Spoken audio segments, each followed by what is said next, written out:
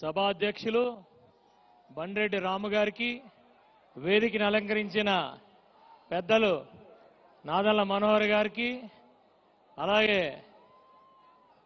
మన అధ్యక్షులు శ్రీ పవన్ కళ్యాణ్ గారికి, వేదికను అలంకరించిన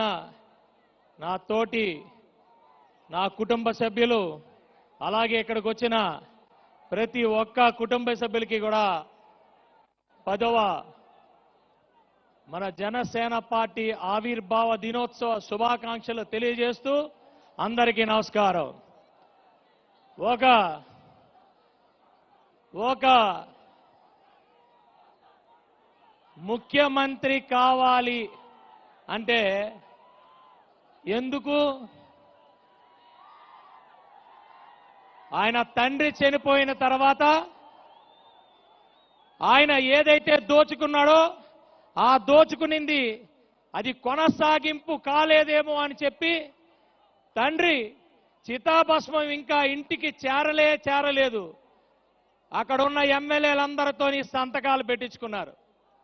అయ్యా మీకు ఎమ్మెల్యే ఎందుకు కావాలి అంటే 50 రూపాయలు ఉన్న చీప్ని 200 రూపాయలు చేసి 25,000 కోట్లు 1,00,000 కోట్లు అయ్యి మళ్ళా 25,000 కోట్లే మరి గవర్నమెంట్కి కట్టే 75,000 కోట్లు ఇంటికి తీసుకెళ్లడానికి. ముఖ్యమంత్రి ఎందుకు అవ్వాలి అంటే శాండ్ని గుత్తాధిపత్యంగా అమ్మి ఆ డబ్బు ఇంటికి తీసుకెళ్ళడానికి. ముఖ్యమంత్రి ఎందుకు అవ్వాలి అంటే మైన్స్ ని అమ్మి ఆ డబ్బు ఇంటికి తీసుకెళ్ళడానికి.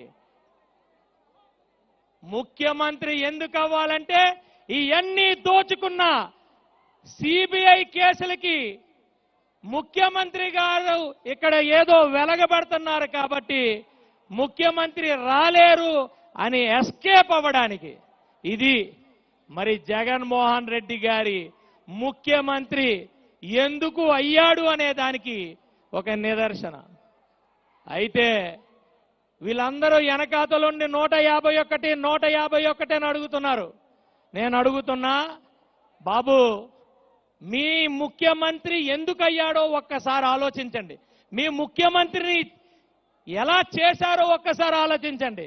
500 కోట్లు బక్షిస్ తీసుకొని 500 కోట్లు బక్షిస్ తీసుకొని ఐడియాలు ఇచ్చి ముఖ్యమంత్రిని చేసినోడి దగ్గర ఐడియాలు ఏమొస్తాయి?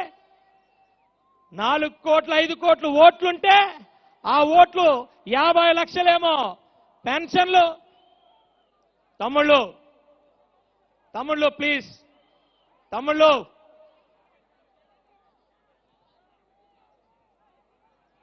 ఒక 50 లక్షలు రైతు అంటారు, ఒక 1,00,000 2 లక్షలు ఆటో అంటారు. ఇష్టానుసారంగా లాస్ట్కి లెక్క ఏం చెప్తున్నారంటే ఈరోజు నేను 80% 70 to 80% ఉన్న ప్రజలందరికీ కూడా నేను స్కీములు ఇచ్చేశాను కాబట్టి వాళ్ళందరూ నాకు ఓట్లు వేసేస్తారు. అరే నాయన, అందరికీ స్కీములు ఇస్తే మరి ఇక్కడ ఎందుకు రైతులు వచ్చారు? వీళ్ళకి ఎందుకు ఇవ్వలేదు? వీళ్ళు అర్హులు కాదా అని నేను అడుగుతున్నా. మరి వీళ్ళనెవరు చూస్తారు? వీళ్ళలాంటి వాళ్ళని ఎవరు చూస్తారు? అందుకే ఒక్క విషయం చెప్తున్నా, వీళ్ళందరికీ మనందరికీ ఇక్కడ ఉన్న ఆంధ్రప్రదేశ్ రాష్ట్ర ప్రజలే కాదు, తెలంగాణ ప్రజలందరికీ కూడా, ప్రతి ఒక్కరికి కూడా వాళ్ళ వైపు నిలబడి వాళ్ళ కోసం నిలబడడానికే పెట్టిన పార్టీ జనసేన పార్టీ. వాళ్ళ కోసం, ప్రజల కోసం నిలబడే నాయకుడు పవన్ కళ్యాణ్ గారు. వీళ్ళందరూ అంటారు 175 సీట్లో మీరు నిలబడగలరా అని. అరే మేము ఆల్రెడీ 175 నియోజకవర్గాల్లో ఉన్న ప్రజల మనసులో ఉన్నాం. మీరేంట్రా చెప్పేది? ప్రజాస్వామ్యం అంటే ప్రజల నుంచి నాయకులు వస్తారే కానీ జైల్లోంచో ప్యాకేజీల్లోంచో రారు. దయచేసి ఇప్పుడు ఇక్కడ ఉన్న నాయకులందరికీ చెప్తున్నా, వైఎస్ఆర్సీపీ నాయకులకి, రేపు మీరు ఇంటికి వెళ్ళబోతున్నారు. ఇంటికి వెళ్ళిన తర్వాత మిమ్మల్ని కూడా రక్షించాల్సింది, మీ నెక్స్ట్ తరాలకి భవిష్యత్తు చూపించాల్సింది కూడా జనసేన పార్టీ పవన్ కళ్యాణ్ గారే. దయచేసి ఇష్టానుసారంగా మాట్లాడితే ఒప్పుకునే ప్రసక్తి లేదు. మేము నిలబడ్డాం, ప్రజల కోసం నిలబడ్డాం, ప్రజల కోసం ప్రాణాలైన త్యాగం చేయగలిగే సత్తా, దమ్ము, ధైర్యం, నిజాయితీ మాలో ఉంది. కాబట్టే జనసేన పార్టీని అధికారంలోకి తీసుకురాబోతున్నారు ఈ ప్రజలందరూ. చూసుకోండి, 2024 జనసేన పార్టీ ప్రభుత్వం, పవన్ కళ్యాణ్ గారు ముఖ్యమంత్రి అవుతారు.